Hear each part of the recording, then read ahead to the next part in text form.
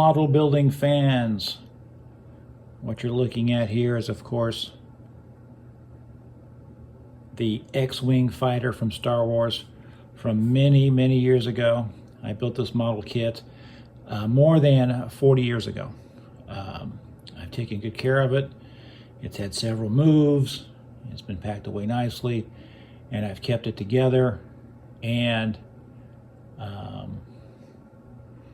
it's the first model that I ever built where I tried to do some weathering and bringing out the details on it.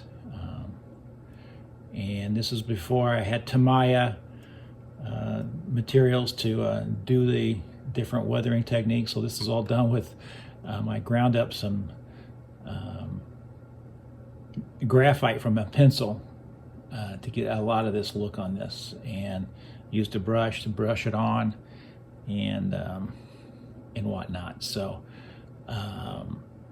I built it, and then about 5 years later I did the weathering on it. So it's got some very interesting stuff on it that I'm going to try to point out to you. I love it, of course. I have other X-Wing fighters, but I've never really built another one. I've just been happy with this one. It is on its original stand, and you can tell it's kind of wobbly. And I've been very careful to try and keep it intact because these stands were very fragile. Famously, the one for the TIE fighter broke, but I've been able to keep the original stand for this X-Wing fighter. So let's see if I can get it off here without breaking it.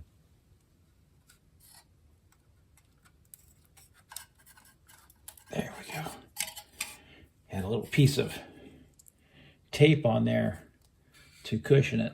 So now this is the bottom of the X-Wing fighter from all those years ago. Fine Skill Modeler had some tips on how to do it, and that's how I did it. I think I even may have used some ground up charcoal for some of the black, and then I used Indian ink inside the little grooves there to bring out those details more. I was so excited. It was the first time I'd ever weathered anything. And of course, I've weathered a bunch of model kits since then, and probably weathered them too much. I can't recall how accurate this is to the X-Wing fighter, but this is what I did with it 40 years ago when I initially built it, and then I went back into it maybe 5 years later to do the weathering on it. So, you know, still, most people, when they put this together now, they either fuse the wings up like this, or they have them down. I always, of course, liked it in fight mold when it was open big like that. So in the past, I've had put sticks in there so it opens up as wide as it can go. But now I just let it sit like however it sits. So, I mean, I guess McQuarrie designed the X-Wing fighter and a lot of the early Star Wars spaceships and whatnot, and he also designed a lot of stuff for Battlestar Galactica. But it's still intact. All the original pieces are with it, and I'm really excited about it. I still get excited when I look at my old model kits that I've been able to keep them all these years, where most everything else, you know, gets lost. I wish I'd done a better job on this area here, the cockpit, you know, but that's all just old Tester's model paint. That's, you know, before I knew that you could use other paints on model kits and other techniques. Of course, I dull coated it after I weathered it to hold it all in place. And I'm very happy that it hasn't yellowed over the years. So this is my X-Wing fighter. It's from that original set of Star Wars models that were put out in the 70s and the early 80s. And I think it's a real piece of work. I think it's just a beautiful model kit, one of the best I think they ever made. Relatively accurate and really fun. And I recommend it. You can still get this kit today, and I'm sure it's from the original molds, and it's still really cool. It's just a wonderful kit. So there it is, another one of my old kits. One day I have a very interesting X-Wing fighter I hope to build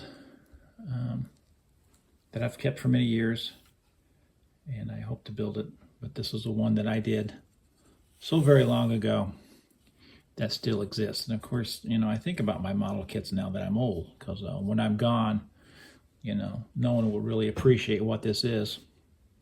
And one of the things I love most about showing you guys my models is the kind words people have said about them. And I often go to other YouTube channels and see the various model kits, and it's always fun to see something and understand it and appreciate it. So I know a lot of you out there will look at this and will appreciate it. Some of you probably have built it and maybe even done a better job of it. You know, maybe it's one of the first model kits you ever built. This is one that I loved early on. I just still think it's magnificent. I think it's beautiful. So, as always, model building is forever. Keep building models. Let's get some young people into this hobby, and let's keep it going. I think this model kit, when it came out, was like $4 or $5. You couldn't get it for that now, but I just love it, and I hope you love it too.